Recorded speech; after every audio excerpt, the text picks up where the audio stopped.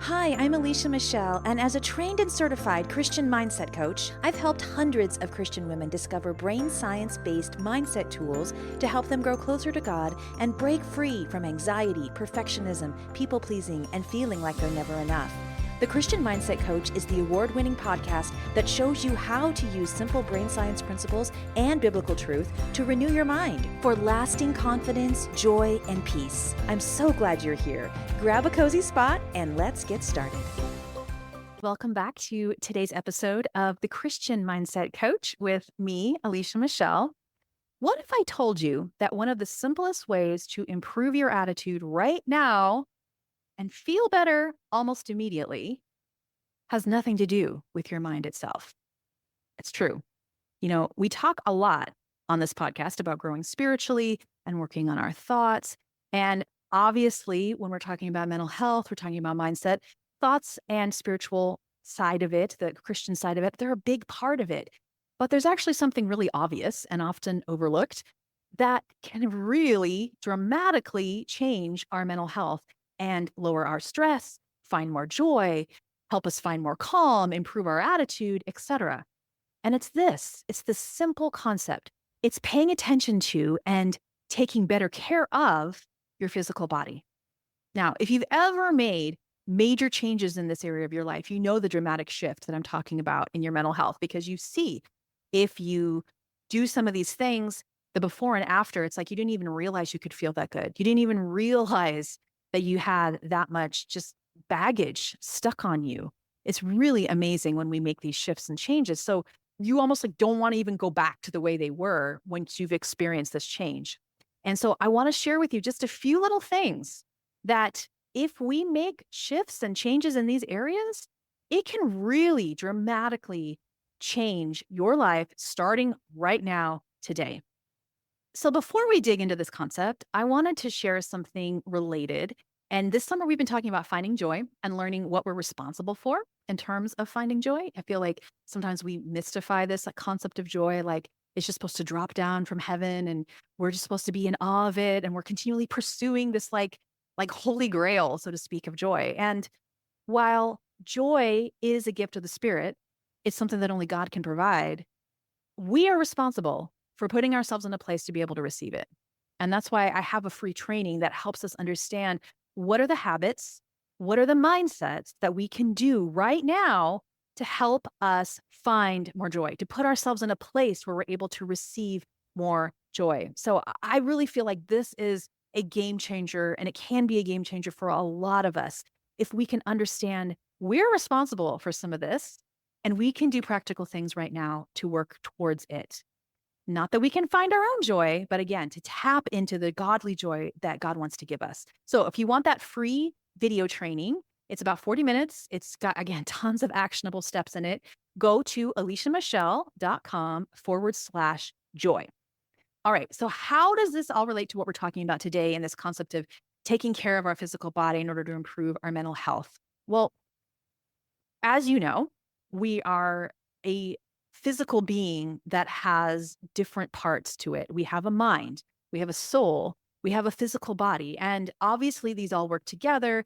And as I'm sure you have heard through science that if one is not doing well, the other parts are effective.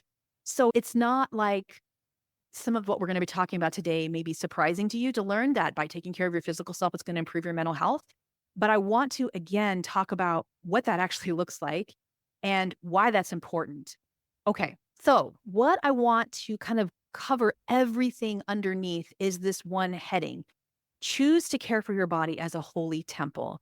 Now, that's kind of a big heading, but honestly, as I was breaking this concept down, I realized everything I was writing down and was thinking about, it really comes back to understanding that if we have a holy respect for how we're made, we are going to begin to take care of our body differently. And we will see this holy responsibility that comes with managing our physical self. So, just to kind of give us a context for why we have such a holy responsibility to take care of our physical self, here's a few facts. Your body was handmade by God, period. It was handmade by God. Yes, Most of us have similar organs. I mean, unless you've had something taken out or altered or whatever. We all have different parts of self. We all have lungs. We all have a heart. We all have a brain. But there's differences, little tweaks, little things that show up and how our body is made. Your body is intricately made by God in a way that even science can't fully explain. So, a really quick story here about this. When my youngest son was about a year and a half, he hurt his leg. He ended up breaking his little shin. It was so sad. He had just started walking. We had to take him to the hospital. We were at a children's hospital and they did some general blood work on him and they found some really strange markers in his blood. And so we ended up what we just thought would be just a simple kind of cast situation. We were at the children's hospital for 3 or 4 days because they found some markers in his blood that were really concerning and they wouldn't tell us at first what it meant. But later we learned as they were giving us a referral to an oncologist that these markers could mean that he had some sort of blood cancer. And so, of course, we were like, oh my goodness. And so we met with the oncologist and they ran additional tests. But I will never forget what she told us that day in her office. She said, all I can say is, yes, these markers are present, but all I can say is there is no indication whatsoever that your son has cancer in this way. Your son is just uniquely made. Those were her exact words. Your son is just uniquely made, and his cells are made in this way. And that's just how it is. So when we heard that, it was such a great reminder to me that we all have the same parts, but they're just little tweaks. And that is part of our unique little fingerprint that God has given each one of us. Another way that we can have respect for this body is that our body's continually doing things all day long to keep us operating, to keep us alive. Things we don't ever think about, things we don't understand. Even the smartest doctors and scientists in the world don't fully understand how our body works. So we can have a holy awe and respect for it. And this is really interesting, I think, when we think about the concept of emotions, because it is really interesting and mysterious almost how if we have certain functions in our body that are changed or diminished or somehow not at their best, that it affects our emotions. Like it just blows my mind how so many things can affect the other. And like we said, our ability to perceive joy, to stay calm, to be peaceful, it's greatly affected by, yes, our circumstances, of course, those things can affect it, but we forget that it's also affected by our biorhythms, by our blood sugar level, by our changing hormones, the amount of sleep we get, how much water we've had, the exercise that we have or haven't done in the last few days. Like all of these things focus on or can give an effect on our emotions. All of them can. And so if we can just even start by looking at each of those categories, just even taking one of them by going, all right, I'm going to look at my blood sugar. I'm going to look at maintaining my blood sugar throughout the day and what that looks like. Holy cow, that can dramatically change your emotions and how you show up each day to your very crazy up and down, I get it, life. I remember just that, like that alone for me was a game changer. When I learned that I could eat in a way to keep my blood sugar steady, and I started doing that, I found it was so much easier and I had so many less emotional outbursts because it was just like, okay, I had this consistent flow. And when I dipped down below a certain level, I noticed I became hangry. Like it's a real thing. If you've experienced it, you know. So there's so many ways that we can not honor our bodies and not have a mindset of taking care of ourselves. And we can also just kind of go, oh, I know, taking care of myself. Like, I know I'm supposed to. Like, I get it, blah, blah, blah. Like, whatever, Alicia. I hear you because I mean, none of us are perfect in these areas. I'm just saying, what if we could get a baseline for what it feels like to be normal and on a steady level for these areas, like for sleep, getting a regular 8 or 9 hours of sleep a night, if that's what we fully need, or eating those blood sugar levels to keep us steady.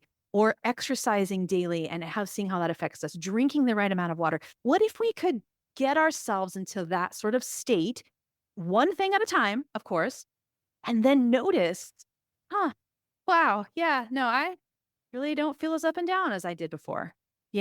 Like notice how does that affect us?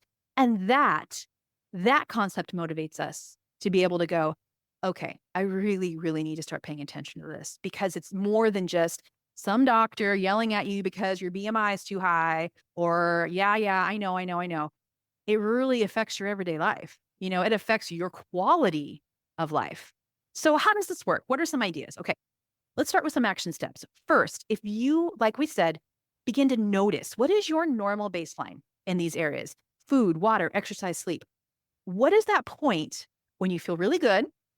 And what is that point where you start feeling off emotionally? For me, I have an issue with gluten. Now, I am not gluten intolerant where I have celiac disease or anything like that. I can have a little bit of gluten every once in a while and it doesn't affect me. But there's a threshold in my body and I can feel it, not just in my gut, but I can feel it in brain fog. I can feel it in my attitude. I just feel sluggish and yucky and I start getting more emotional. Like all of these things start happening. And I'm like, yeah, okay, go back. What have I been eating the last few days? Yep, I had that. I had that. I had that. And I can start to draw the connections. So we can learn to live by making better choices that are going to help not just our body, but our mind. We can start to pay attention to that thing and what's the normal baseline and what's the doable baseline. Honestly, again, I should probably, if I was to live in a perfect world, I should probably never eat gluten at all, period, because I know it does affect me.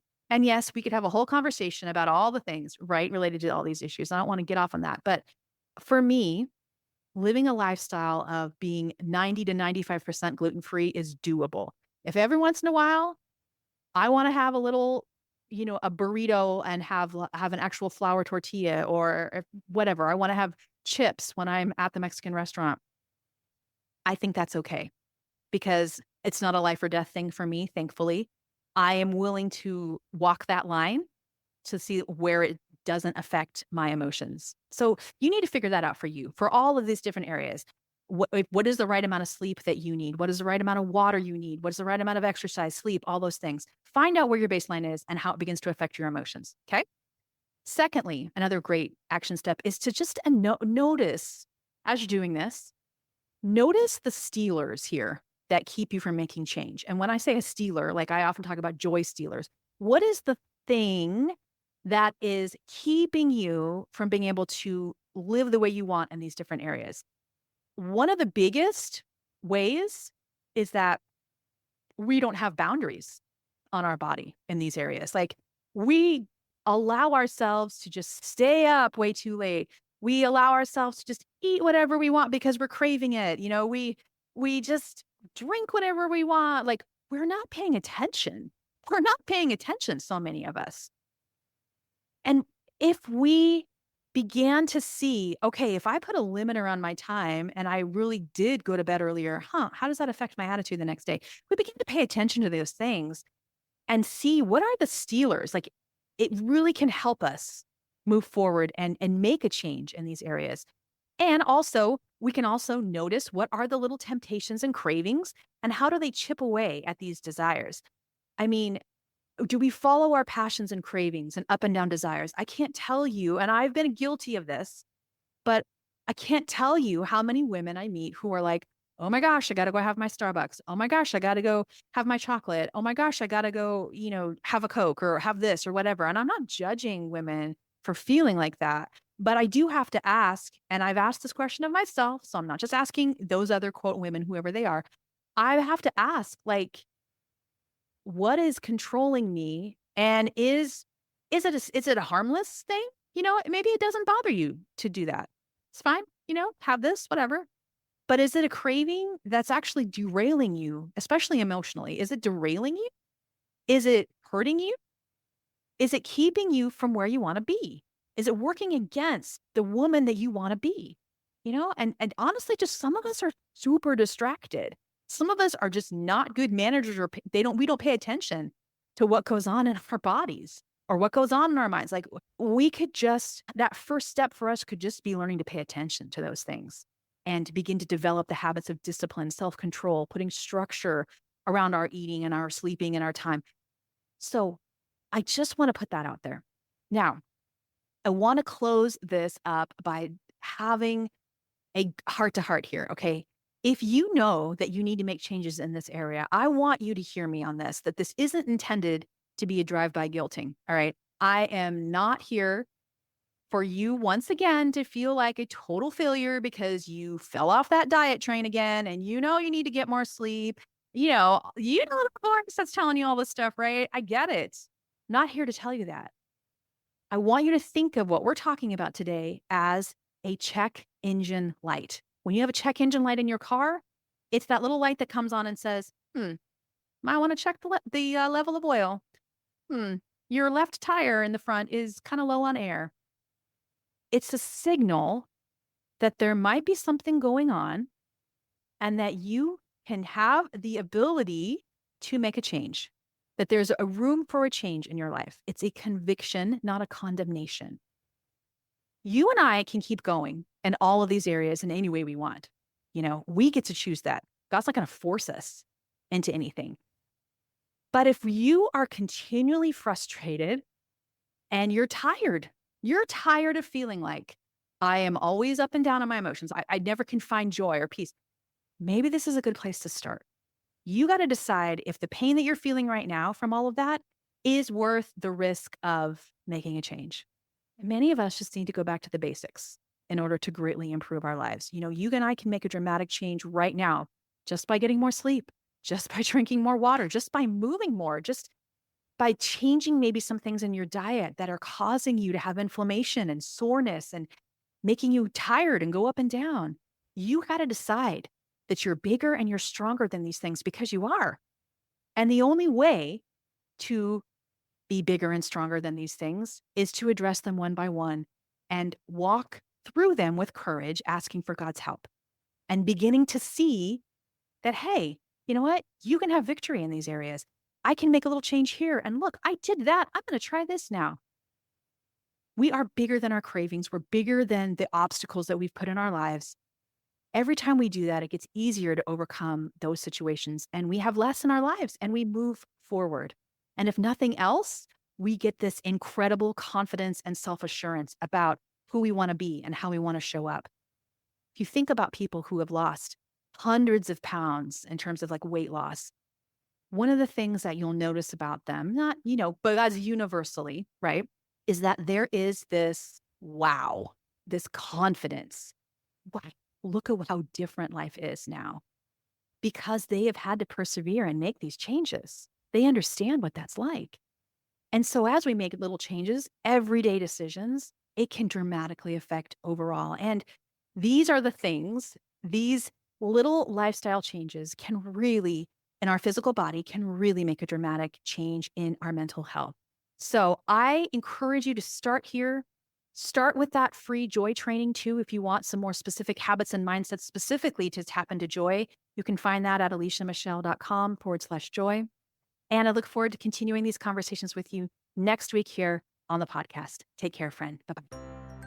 Thanks for joining me today for the Christian Mindset Coach. If you loved today's show, would you take 2 seconds and share a 5-star rating and review on Apple Podcasts? I've got a special gift for you when you share a review, my amazing 50 I Am declarations, 50 statements and Bible verses about who you are in Christ. This is an audio meditation and a written statement that is extremely popular with my clients, and I want to give you access just for sharing your Apple Podcast review. Simply screenshot your review and send it to hello@vibrantchristianliving.com, and we'll send you the link to access the 50 I Am Declarations resource. Thanks so much for sharing your rating and review so that we can get the word out about the podcast. See you back here next week.